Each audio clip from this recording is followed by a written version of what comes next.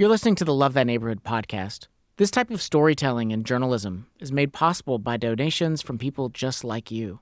So, to keep this type of content coming to your podcast feed, please make a donation today at lovethatneighborhood.org/donate. Again, that's lovethatneighborhood.org/donate. Okay, Lachlan, the time has come to find out how much of a geek you are. Dream come true. All my life, been preparing for this. Yeah. Okay, so here's how we're going to do this. I have this very official BuzzFeed quiz called What % Geek Are You? Yes. Okay, so here we go. All right. What do you think about Star Wars? Your options, is that the one with Captain Picard? Meh, it's okay. Yeah, lasers, stuff blowing up. The originals were great. The prequels never happened. Or, what I don't get is how the Millennium Falcon flew between star systems with a broken hyperdrive. I'm going to go full on. Originals were great. Prequels, crap. Okay, next one. What does up, up, down, down, left, right, B, A, start? Oh, they don't have start on there. That's how geeky I am. That is straight up video game. Can you name the video game? Yeah, it's Contra. Yeah, my boy. Okay, have you read Lord of the Rings? Yes. Yes. Obviously. How about A Song of Ice and Fire? I don't know what that is. Is that Will Ferrell movie, Eurovision? Is this Eurovision from Netflix? It's the same thing. Okay. I have no idea what you're talking about. Have you played World of Warcraft? No. This is a game? It is a game. Okay. I have not. Do you have opinions about which is the best Doctor Who? My answer is Doctor Who? Question mark? Do you like how I did that? That's good. Okay. What's Reddit? No clue. That's where the bad people of the internet live. The front page of the internet. Come to my subreddit, r nerd chat, and I'll tell you. I know what Reddit is, but I don't have a subreddit. I go to people's subreddit. I'll do that one. Come to my subreddit. Okay. All right. But let the listener know I have no subreddit. Okay, last question. Do you consider yourself a geek? Yes. Okay. Now that we have formulated this extremely scientific test, what do your results say? Mine says I got 58% geek. 58%? Yes. That's kind of fascinating. Do you know why? Why? Because I only got 44%. Ooh, I'm so much more geek. You are more geek than I am. Yeah, this says you are more geek than not. You have played Magic the Gathering or Hearthstone. And you know the difference between Urukai and plain old orcs. Is it true? Yeah, I do know those. Yeah. Come on, guys, everyone knows what the difference between Uri, whatever. Oh my gosh. You're listening to the Love That Neighborhood podcast. I'm Jesse Eubanks. And I'm Lachlan Coffey. Every episode, we hear stories of social action and Christian community. Today's episode is where the gospel meets geek culture. 10-point power sword. What are you doing? I was just checking to see if that was geeky enough. But seriously, I'm actually pretty excited about this episode because geek culture runs in these veins. It's been sort of hidden in the shadows for a long time, right? I mean, it feels like over the last 5 years, ever since Marvel really came to the spotlight, that it feels like geek culture is starting to move up in the ranks of popularity. Yeah, so today I think that we should take a look at what exactly is a geek, what's the relationship between geeks and the church, and is geek culture something for Christians to engage, or is it simply just a waste of time? And just as a point of clarity, people today use the term geek and nerd interchangeably. So you're going to hear both terms in this episode, but they generally mean the same thing. Welcome to our corner of the urban universe.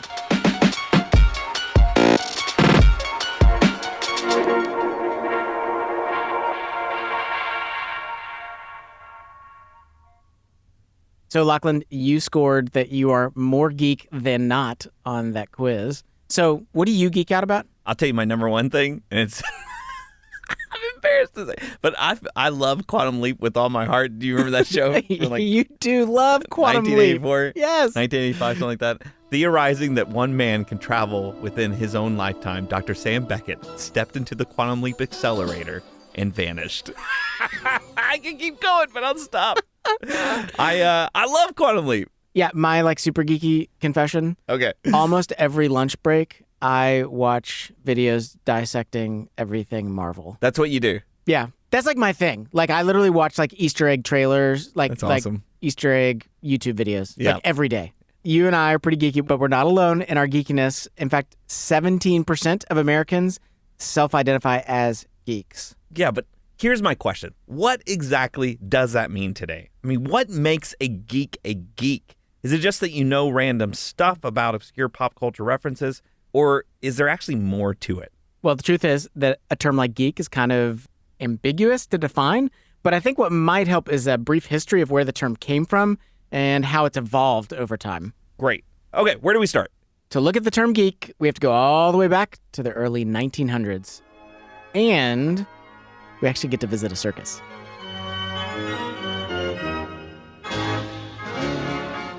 So as far as we can tell, the term geek is based off a German word meaning fool, and it first started to be used widely here at traveling circuses. It was actually used as a term for certain carnival performers who, get this, their only skill was biting the heads off of small animals like snakes or chickens. Okay, that will stick with me for the rest of the day. Yeah, like that's pretty visual. Yeah. So like from the very beginning, basically geeks were regarded as strange. So you could go to the circus, you could watch the geek perform. Their skills were barbaric. They were society's bottom rung, which first began the stereotype of geeks being social outcasts. So let's leave the early 1900s and fast forward all the way to the 1950s. By the 1950s, the term geek started becoming synonymous with the term nerd. And it meant someone who was antisocial and diligently devoted to schoolwork and study. Yeah, like, okay, I'm with you. Brainiac, like a real brainiac Yeah, kind of guy. super brainy. And you might hear this term thrown around by kids at the school playground, but it was not a compliment. It was more a term of mockery, like you did not want to be called a geek at school. Jumping ahead again, let's go to the 1980s.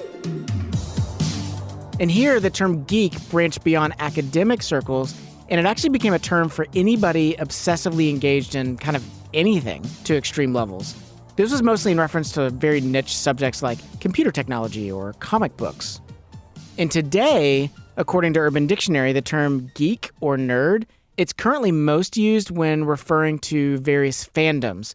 So think like Star Wars, Marvel superheroes, Final Fantasy, Full Metal Alchemist. So like very particular corners of culture. Okay, so you're saying, to be a geek, you have to be involved in some kind of like super fan culture. Yeah, sort of. I mean, so being a geek is far less negative than it used to be. In fact, according to bitrebels.com, 66% of millennials think that being a geek is actually a compliment. And today, being a geek is mostly like self-declared, but the people declaring the label have a certain level of devotion. So like no one's going to play a round of Mario Kart and say, oh, I'm a Nintendo geek. Like there's a level of like extreme interest and engagement that geeks possess. So you could say that a geek is someone who engages a corner of culture, but to an extreme. Yes. In that extreme, it can have varying levels, varying degrees. But yeah, geeks engage with culture. And this is where Christianity can step in because we as Christians have specific views on what it means to engage the culture around us.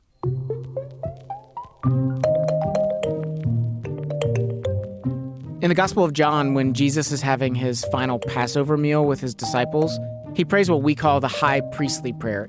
It's a prayer for all his followers to have unity and grit to carry out the mission that he's leaving to them. And in that prayer, Jesus says this, "I do not ask that you take them out of the world, but that you keep them from the evil one. They are not of the world, just as I am not of the world. As you sent me into the world, so I have sent them into the world." This is where we get the popular Christian saying, in the world, but not of it. Basically, we can't live in a bubble like the outside world doesn't exist. I mean, we know winter is coming, but we should use discernment when it comes to how we interact with that world. Yeah, and in the past, when the church has engaged with geek culture, that discernment has actually often led to fear and to judgment, which is something a guy named Dave Chrisman found out at an early age. Dave grew up in eastern Kentucky, and when he was a kid, a brand new geek phenomenon had just been introduced to the world. A game called Dungeons and Dragons. I've been involved with Dungeons and Dragons since it was created back in the 70s. Okay, now, if you're not familiar with it, Dungeons and Dragons is a board game that incorporates role-playing and fantasy elements. Most people refer to it as D&D. So, Lachlan, have you ever played D&D? No, never once. It's super intimidating. Yeah, there's a lot involved. Now, when Dave says that he was involved with D&D, he means like really involved. Like it was what he spent most of his time doing. He wrote his own adventures, drew maps, painted minifigurines. Like he was by far a D&D geek. And at the time Dave was playing D&D with his friends, he was also a Christian and involved in his youth group. And of course, like what do youth groups do? They go to camp every year. But for Dave, camp was not always a lot of fun. One of the important things to understand about me is that I have severe asthma. But it was so bad when I was a child that there were a lot of things that the other kids could do that I could not do. Because if I was having an asthma attack or a bad breathing day, I was incapable of doing those things. So every year at camp, while the rest of the youth group was off horseback riding or playing sports or swimming or doing, all the typical camp stuff, Dave was kind of left on his own. But one year when Dave was about 12 years old, he had a camp experience that completely changed his life and his involvement with D&D. And so as I was walking around the camp, I walked over to a barn. I was feeling down and I wasn't feeling well again. And so there was a pastor there. He came up to me and he said, well, hey, young man, how are you doing today? Man, that's awesome. That's like a good pastor. Someone that's noticed Dave was alone and actually steps in. I like that guy. He said, you seem a little down. And I said, yeah, I'm just not feeling it today. So they just start talking about life, about Dave's interests. He proceeded to say, what are some of the things that you really like to do? I said, well, I love playing games and I love hanging out with my friends. He said, well, what's your favorite kind of game? And I said, well, my favorite kind of game is Dungeons and Dragons. We play it all the time. Okay, so Lachlan, let's back up. You said you love Quantum Leap. I do. Like, why did you first get involved with watching it? Like, what value does it add to your life? I don't know if I would say it adds a ton of value, but it was something that I always enjoyed. It was fun. It killed time when I was young. I used to daydream about time travel. Well, shoot, I still daydream about time. I night dream about time travel. Well, who doesn't? I dream all the time. Okay, so to people on the outside, your interest in Quantum Leap might seem weird, or Dave's interest in Dungeons and Dragons might seem weird, but the truth is that geek culture stuff at its heart is about we're all going to get together and be in community together and do something fun together, and we're going to engage our imaginations together. Aspects of that are similar to going to a church service where we're in community. There's a fun element, and there's engaging our imaginations as we imagine Jesus there with us, as we imagine encountering God. So as Christians, there are aspects of geek culture and aspects of our Christian faith. Those two things can line up really well. But here's the catch. When Dave was a kid, talking about D&D with his pastor, the pastor did not respond as Dave had hoped. In fact, the conversation took a sudden shift. He said, one of my spiritual gifts is a gift of discernment. And I can discern the spirits, and I can discern when demons are about people's hearts and lives. And I can tell you right now that the Spirit is telling me that you have demons on you. Naturally, to a young kid, I was like, oh my gosh, what is this? I have demons in me. Okay. Wait. I took a sharp I was rooting for the pastor for a second, then he took a sharp right. Yeah. Things kind of escalated right there. I remember when we were talking about hobbies, and now we're talking about spiritual warfare. Right. Well, it actually didn't come out of nowhere, because in the pastor's mind, there was actually a clear connection. He said, that's it. I know exactly how these demons got into your heart and life. It was through Dungeons and Dragons. Coming up, an exorcism, a fire, and the church's track record with geeks. We'll be right back. Hey, it's Anna, media editor. At the beginning of August, I talked with a few interns from our summer 2021 term who had just wrapped up their 3-month-long internship, where they lived, worked, and served in our city here in Louisville, Kentucky. My name is Lauren Liu, and I'm from Minnesota. Lauren served at Shawnee Christian Healthcare Center, a nonprofit healthcare clinic. Before the summer, Lauren knew she wanted to work in the medical field, but was still unsure about what specific career path to take. I was able to make a career decision this summer, which was really exciting. I was able to shadow dentists there, and it really opened my eyes to just the field of dentistry. I was able to just see the whole side of what a nonprofit healthcare center is like. So I was able to do admin work, do a little bit of clinical work. It was really eye-opening to see how everybody played a part in healthcare, even if it's not direct patient care. If you want to find your internship where social action and Christian community meet, head over to lovethyneighborhood.org and apply today. That's lovethyneighborhood.org.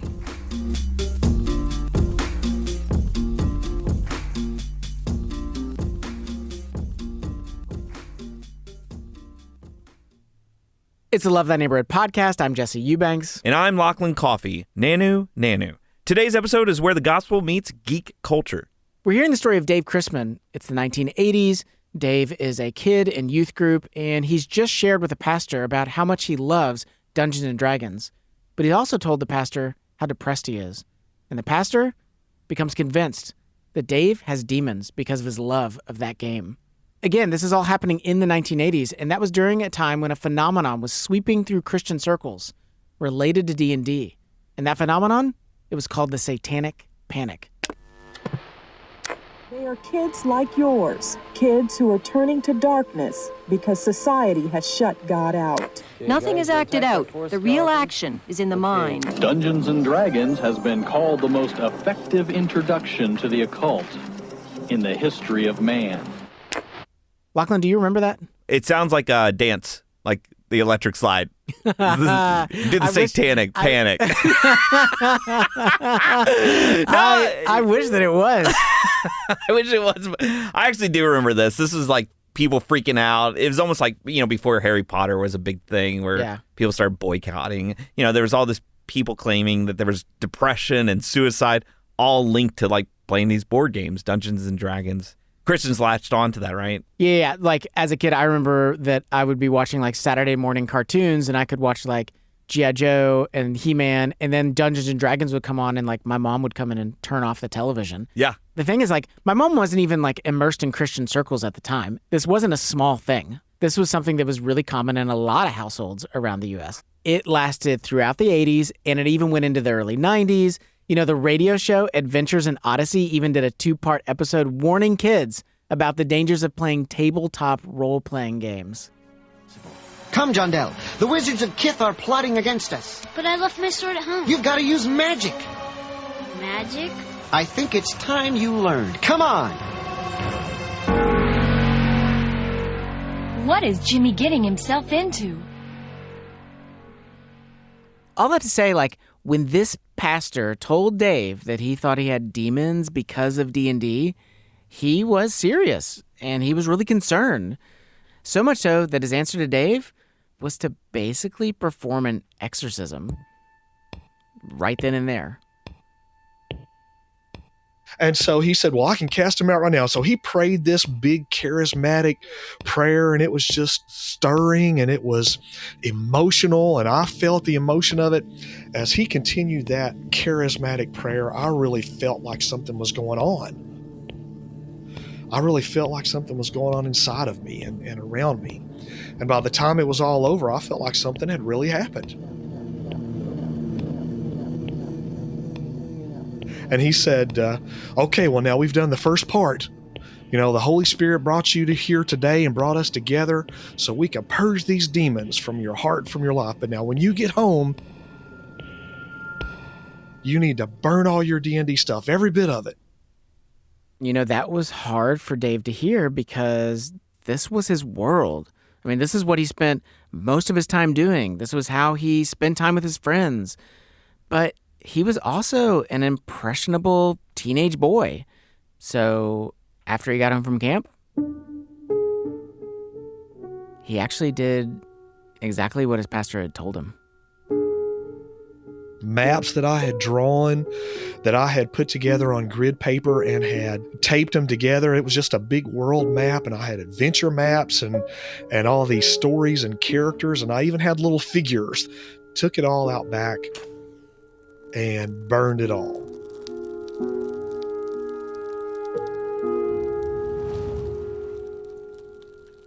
No, he burned it all? That's All of it. Oh my goodness. For all of the D&D listeners right now, they're all just like cringing. Right. They're like, my precious, you know. And of course, today, those notions about the dangers of playing D&D have largely been dispelled. But for Dave and for many others, that posture from Christians, it had real spiritual implications. It became for me a real crisis of faith at that point. I had to take some time to go in and I started questioning everything I'd ever been taught. But at least that was in the 80s. That's more than 30 years ago. Geek stuff, like we were talking about earlier, it's much more widely accepted, right? In some spaces, yeah. But when it comes to church, there is still a pervading narrative of judgment. For instance, 2010, Westboro Baptist Church in Kansas traveled all the way to San Diego to protest outside a Comic-Con convention. 2015, an evangelical blogger posted this: the average American male teen plays video games 676 hours a year. With that time, he could learn the rudiments of French on Rosetta Stone, learn to play the guitar, play a sport, learn salsa dancing. He could, in short, become the most interesting man in the world. So I think if we're going to talk about geek culture, I think that we need to recognize that this is still largely an ostracized group, even within the church. From the church's standpoint, right, nerd culture is, a lot of times at best marginalized and at worst demonized. This is Bubba Stallcup. He used the word nerd, but remember the words nerd and geek, they're synonymous. You're either wasting your time with what you're doing or you're going straight to hell for doing what you're doing. So Bubba's a Christian. He's also a geek. In particular, he's a video game geek. And just like Dave, Bubba was introduced to his geekdom of video games at an early age. Growing up, there was a kid on my street, and I loved hanging out at this kid's house because he had every Nintendo game. We're talking regular NES game. He had every Sega Genesis game. He may not have had all of them, but it just felt like he had everything. And so we would go to that kid's house and play games, and he was like a little Blockbuster Video because you could borrow games from his house and all sorts of stuff. Bubba continued to be fascinated with video games through high school and college, and while he dated and eventually married his wife, Anna. And as he's gotten to know other geeks, he's heard stories just like Dave's, where the church's response to geek culture, it's been harmful. Here's just one example. There's a person that we've been pouring into for several years now. And this person's not a Christian, but has a Christian background. Grew up kind of in a, Christian environment. And, their partner also grew up in a Christian environment, and they are no longer Christians. And so they have a lot of hurt from the church. Yeah, one poll actually suggests that up to 45% of people who self-identify as being a part of the geek culture are actually atheists. And so Bubba decided he wanted to do something to step into the chasm between the church and the geek community. Change preconceived notions that nerds have with church culture and that church has with nerd culture, and create that space where the church has largely, not 100%, but largely been demonizing for decades, half a century almost, has been demonizing nerd culture.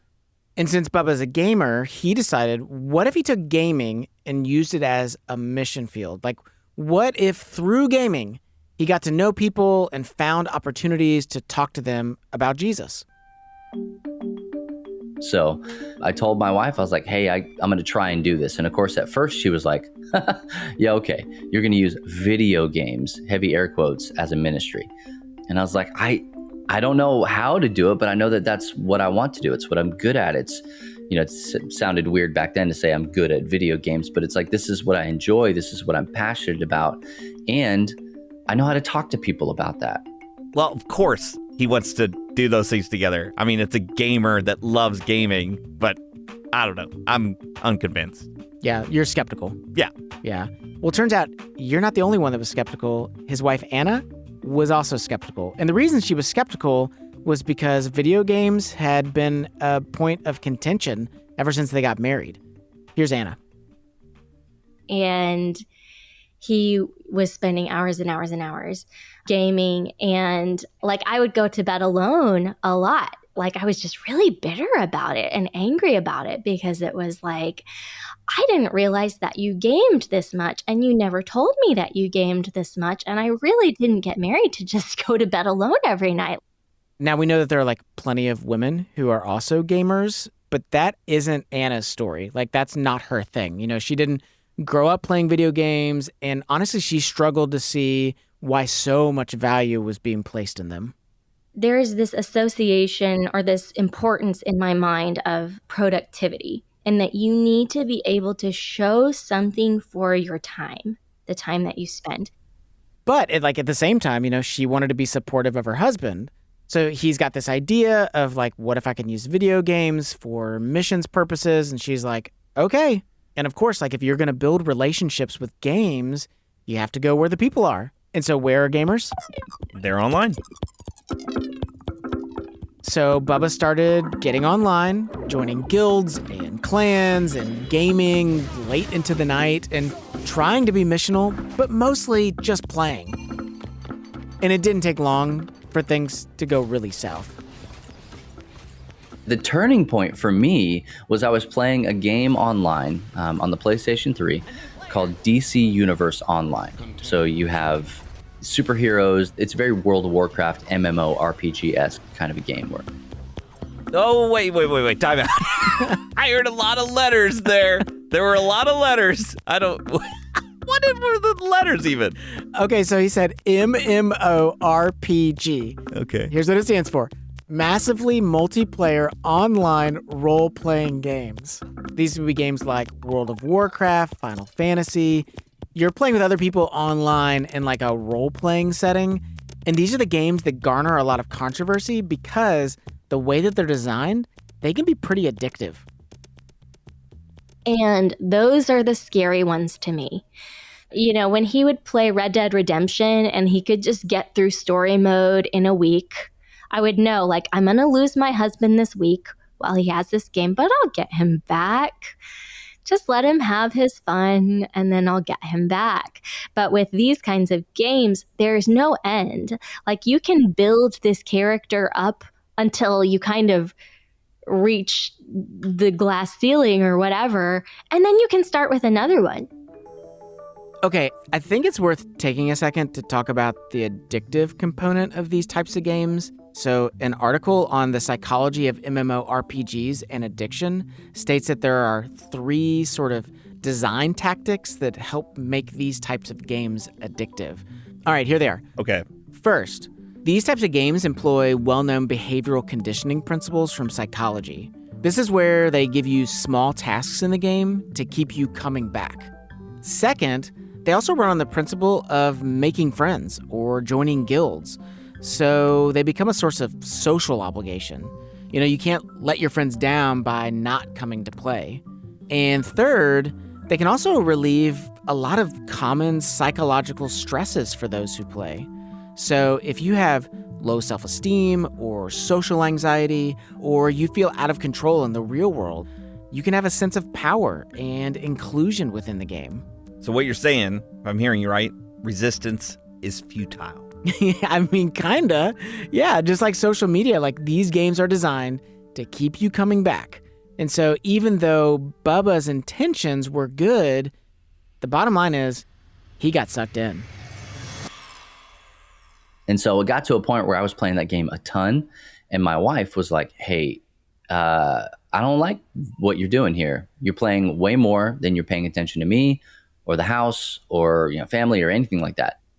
This totally plays into that image of the person that lives in mom's basement playing video games all day long, not knowing that there's a world out there that they're not a part of. You know, and when it comes to gaming, especially as Christians, we value family and stewarding our relationships and our time. And this is exactly the kind of thing that we're afraid of, right? Yeah, and some of that concern is warranted. It's a common narrative. There are actually online support groups for what's been coined gaming widows. That's for spouses who have, in a sense, lost their significant other to a gaming world. As of 2016, one of those sites has over 3,000 members. And so Bubba's idea to use gaming as a ministry, it had failed. He was being influenced more than he was influencing anyone else. And he and Anna had to have a come-to-Jesus conversation and really duke out what was going to work, but also what wasn't. I won't say that it was just like, oh, you know what, babe, you're right. Absolutely. This is what we need to do. No, we had a knockdown, drag out fight about it because this was a big deal for me.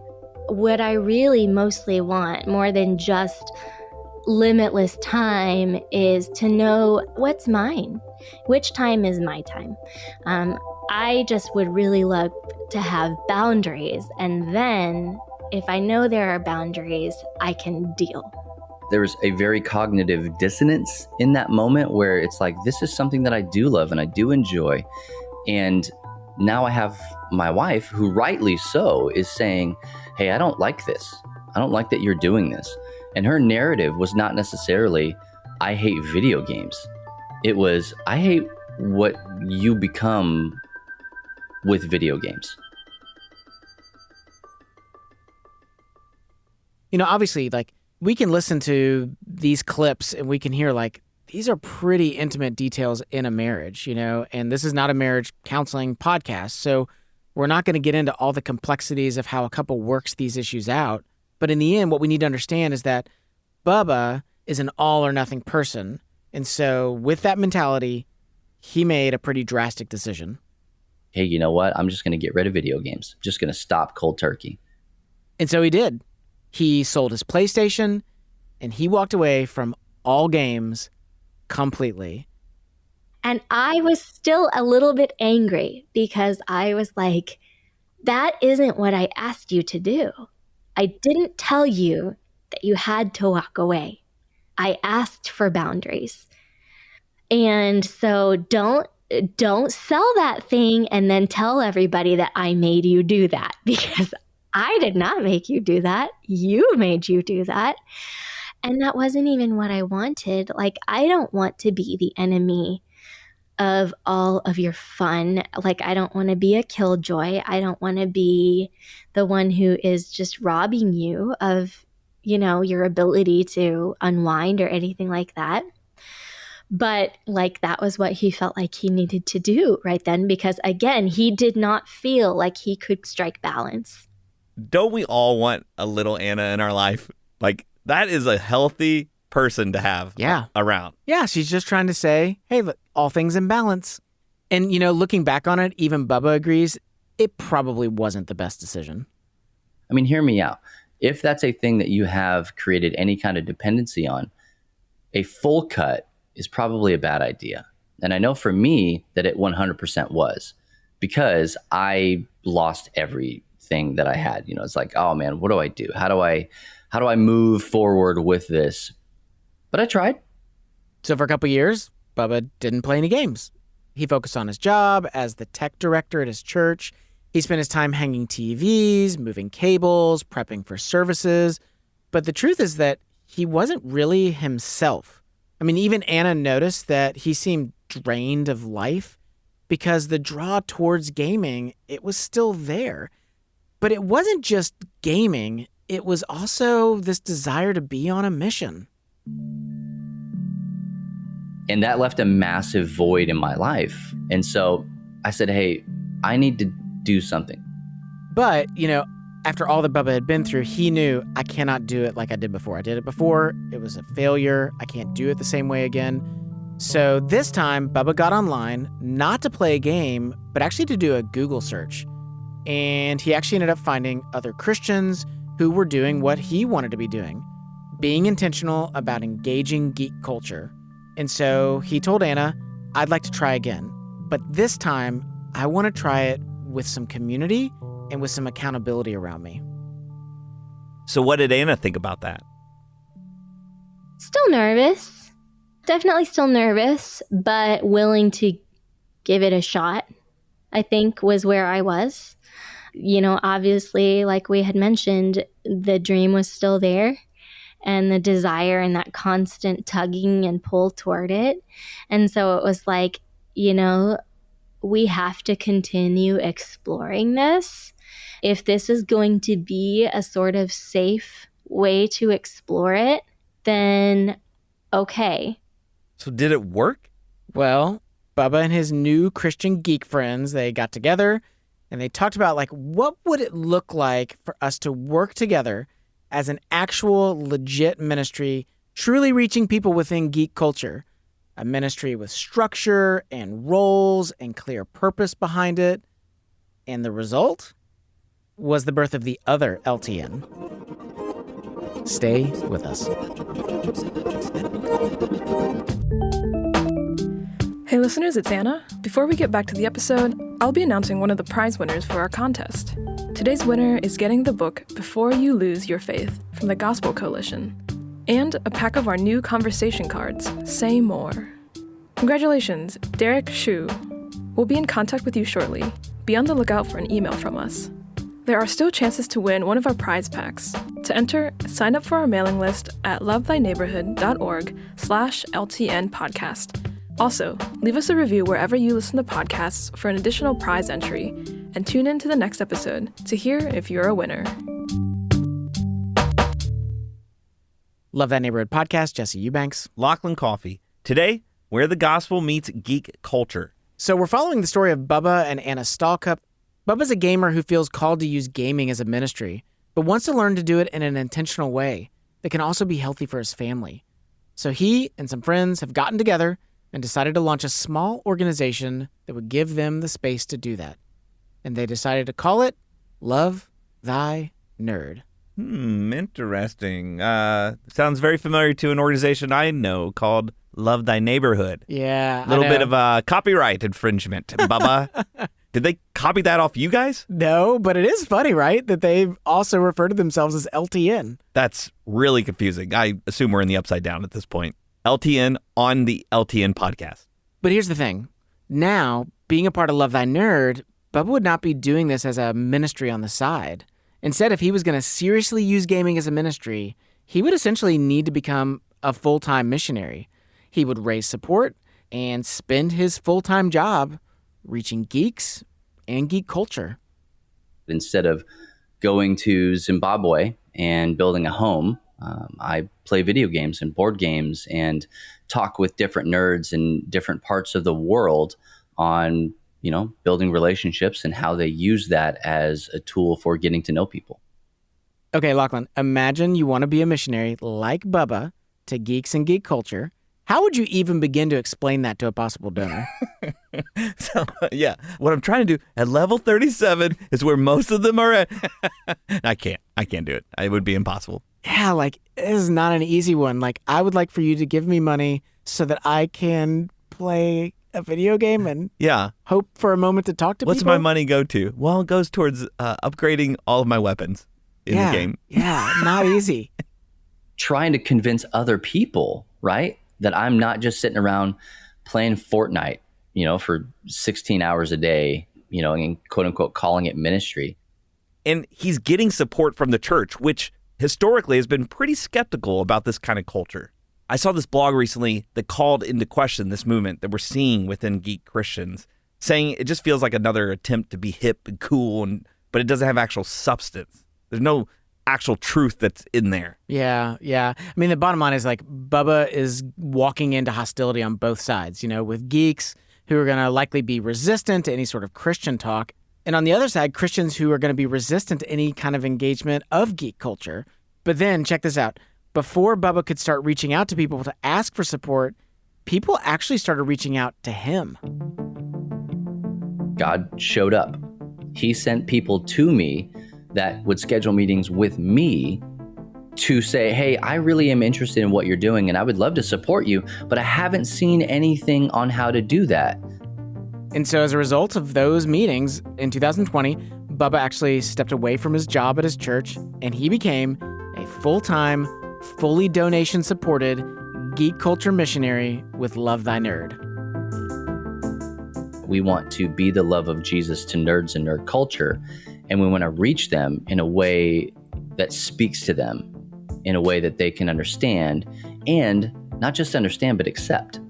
And we have decided that model is relationship.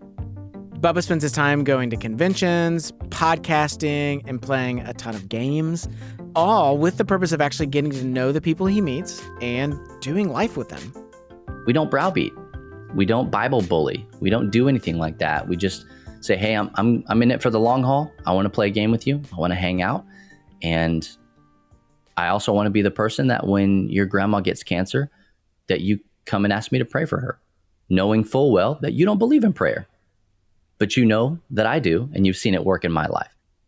Yeah, so in theory, I love this idea, but the question is, does this work, Jesse?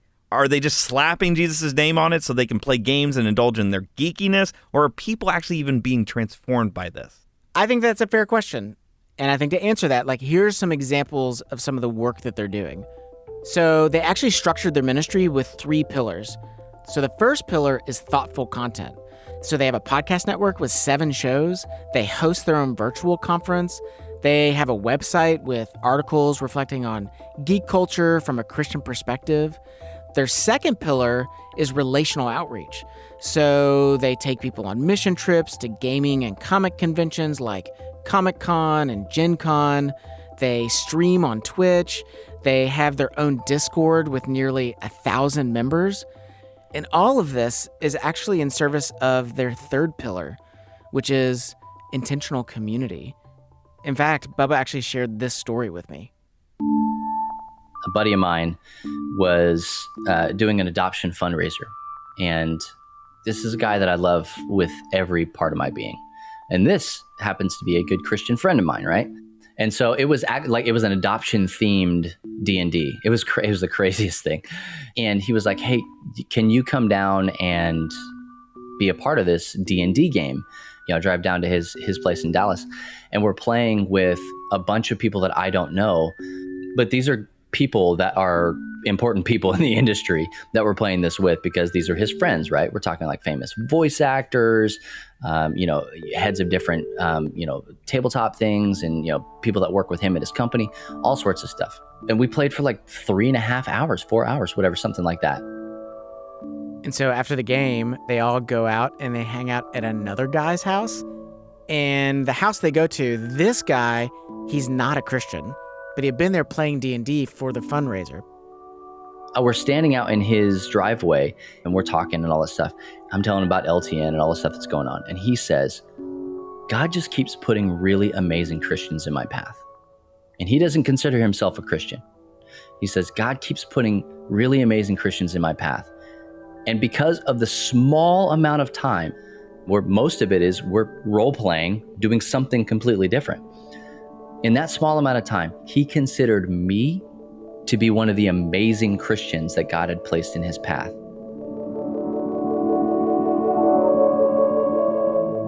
Wow. Yeah, I know, right? Think about this. This is a guy, he's not a Christian, but he is openly acknowledging, first, that God exists, and second, that God is active in his life.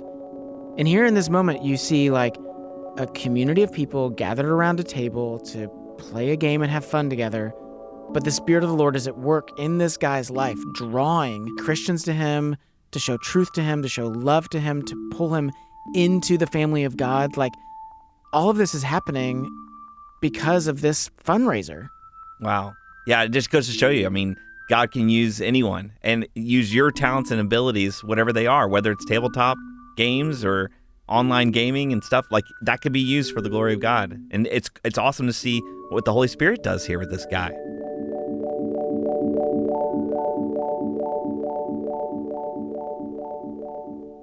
But hold on for a minute. What happened to Anna? She was really frustrated beforehand. What about now? Her husband is basically gaming for a living. Well, yeah, actually, Anna is supportive. But that's also not to say that there aren't moments that are really hard. I still find moments where I'm not okay with the gaming. Like, those still happen. We had a blow up like a while back because Bubba was trying to get online streaming going, and he was playing Destiny, and he really loves Destiny. He loves Destiny too. But here's the thing, like, Anna knows that relationships change lives, and she sees the value in it. And it also helps that Bubba's doing this with other Christians who can help him and who can model a balanced life. And even though, like, she doesn't consider herself to be, super geeky, she's even found a way to join Bubba and to begin to build those relationships too. And actually, she's pretty excited about it. Sometimes it's me showing up on stream with him and I'm not playing Destiny. I'm just watching chat and being a peanut gallery and like engaging with people there and just being and just talking with people. Because I think ultimately, as far as ministry is, like, people need to see healthy relationships modeled a lot of times, it not being escapist. Like, he's not escaping me for gaming, and I'm gonna come and be with him in that space, and that we can do that, and that's okay, and other people can do it too, even though I'm not the biggest nerd, and like, I can't really talk about the Elder Scrolls or who even know. I haven't even finished Harry Potter. I'm working on that. But that I can just be there and be a person to talk to and be a part of it. In the Gospel of John, when Jesus is praying the high priestly prayer, he's at a meal, the final meal that he would have with his disciples before his crucifixion.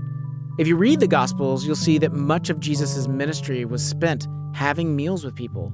In fact, the Gospel of Luke depicts 10 scenes of Jesus at a meal. And in that time period, having a meal was a sign of fellowship and intentionality. And Bubba says that's what he's doing with games. That it's not just escapist or a waste of time, but that it's an intentional time of fellowship. What if you took a thing that people like to do and you just hung out with them and loved them well through that? That's what we do with games. It's what Jesus did. Like, it's exactly what Jesus did. And so it's what we're trying to create through something as silly and stupid as video games, the latest Marvel movie, comic books, whatever. Like, just nerd culture in general. It is fishing in a barrel with dynamite. It's so easy, but it just takes time. It is intentionality, like sitting down, playing a dumb game for a really great cause, but just make believe. You can still have a massive impact for the kingdom. You just have to be intentional about the time that you have.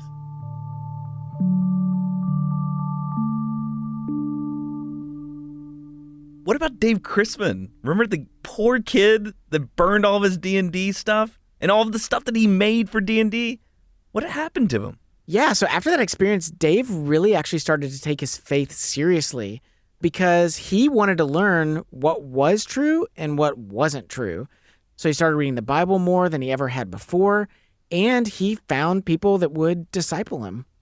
Thank God, through diligent study and through the guidance of the Holy Spirit, I came to the conclusion that that gentleman, he had good intentions, but he was operating from a misinformed point of view in those areas. But for me, thankfully, I came out of that crisis of faith, and then later on in my teenage years was actually called to ministry. Yeah, so today, believe it or not, Dave's actually on staff at a church. And he still considers himself a geek. He's gotten back into D&D. He even writes official campaigns for Wizards of the Coast, who are the makers of the game. And he also joins his fellow pastors to host game nights as a way to connect with their geeky neighbors. Because just like Bubba, he wants to help bridge the gap between geek culture and church culture. And for Dave, he finds the imagination used in board games and role-playing and fantasy as a really great way to do that. One of the things that we know about the very basis of Christianity is that faith is the essence of things unseen and the substance of things hoped for.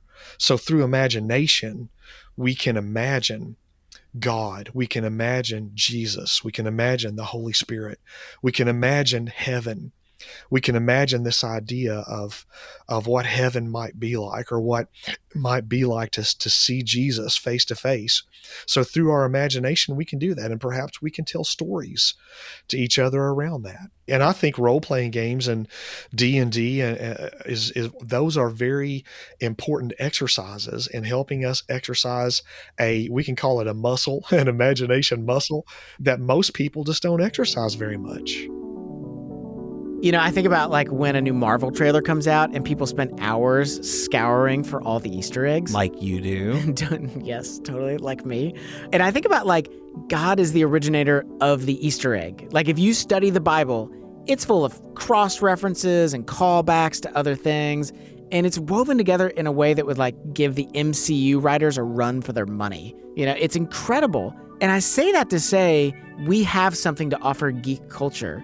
People want to be in a story that's bigger than themselves. People want camaraderie. They want a common goal to work towards. In Christianity, it is all of those things. I just think that we've presented such a bad representation of Christianity. I think what we see from Bubba's story and Dave's story is that there is a third way here. We don't have to completely reject geek culture because it's bad or demonic or whatever. And we don't need to make our own Christian knockoffs so that we can feel better about our obsession, right? It's like Jesus said, we are not of the world, but we are in the world, and we've been called to follow him in it and make disciples wherever we are. So if you're listening to this, lean into your geeky self. Whatever geeky stuff you're into, enjoy it, have fun with it. But remember that Jesus has made you a different kind of geek. You know, whatever it is that we do, whether it's eating, drinking, or playing tabletop games, we do it for the glory of God. Because I can guarantee that there's somebody on the other side of that gaming screen or sitting around that tabletop game who's embarrassed, struggling with loneliness and shame, and they need to hear the love of Jesus that can bring them dignity and worth so that they can know how deeply loved and treasured they are. And you might just be the one to show up and tell them that. Let's go.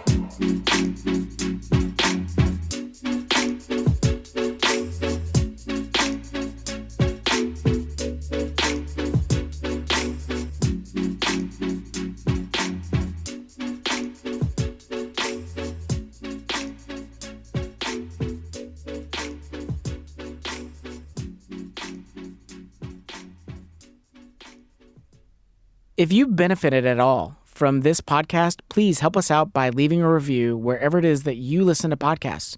Your review will help other people discover our show.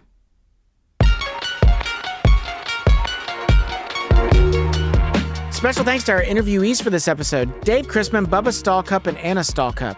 Also, special thank you to Colin Stone King and Angel Toe. If you'd like to learn more about Love Thy Nerd, you can find them online at lovethynerd.com. This episode was edited by the following Love Thy Neighborhood staff and team members: Kiana Brown, Rachel Ham, Case Raisley, and George Perry. Our senior producer and host is Jesse Eubanks. Our co-host today is Lachlan Coffey. Rachel Zabo is our media director and producer. She has also told me that she has a new hobby: fishing in a barrel with dynamite. Anna Tran is our audio engineer. Music for today's episode comes from Lee Rosevere, Poddington Bear, and Blue Dot Sessions. Theme music and commercial music by Murphy DX. Apply for your social action internship supported by Christian Community by visiting lovethyneighborhood.org. Serve for a summer or a whole year. You'll grow in your life skills and your faith. Learn more at lovethyneighborhood.org. Which of these was the neighbor to the man in need? The one who showed mercy. Jesus tells us, go and do likewise.